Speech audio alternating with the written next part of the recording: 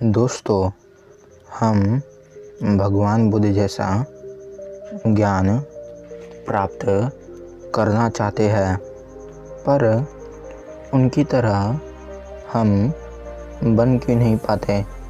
क्या आपने इसके बारे में सोचा है? हम अनेक कहानी सुनते हैं, बड़े बड़े मोटिवेशन स्पीकर की बातें सुनते हैं, यहाँ तक कि हम ध्यान भी करते हैं।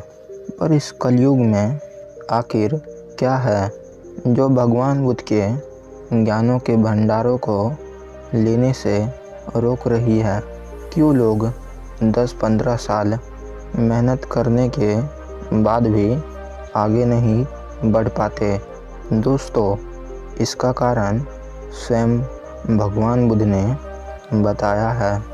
एक बार एक बड़े धनी सेठ ने भगवान बुद्ध को बड़े आदर भाव से अपने घर बुलाया। भगवान बुद्ध ने इस प्रस्ताव को स्वीकार कर उस सेठ के घर गए।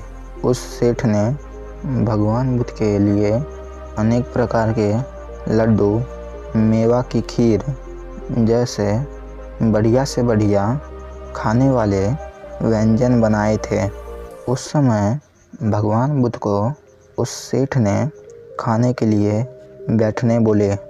इस पर भगवान बुद्ध ने उस सेठ को अपना एक खाना खाने वाला बर्तन आगे बढ़ाते हुए बोले, जाओ इसमें अपना बनाया खाना ले आओ।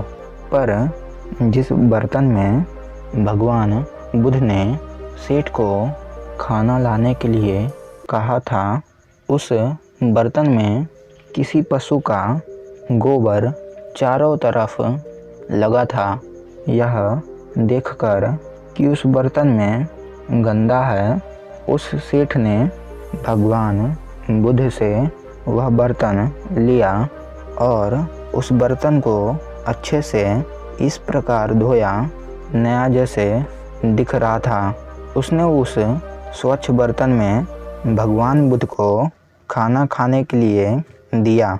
यह देखकर भगवान बुद्ध ने उस सेठ से कहा, मेरे आशीर्वाद और ज्ञान को भी यदि इस खाने वाली चीज़ों जैसे कद्र करते तो आज मेरी बातों को समझ लेते।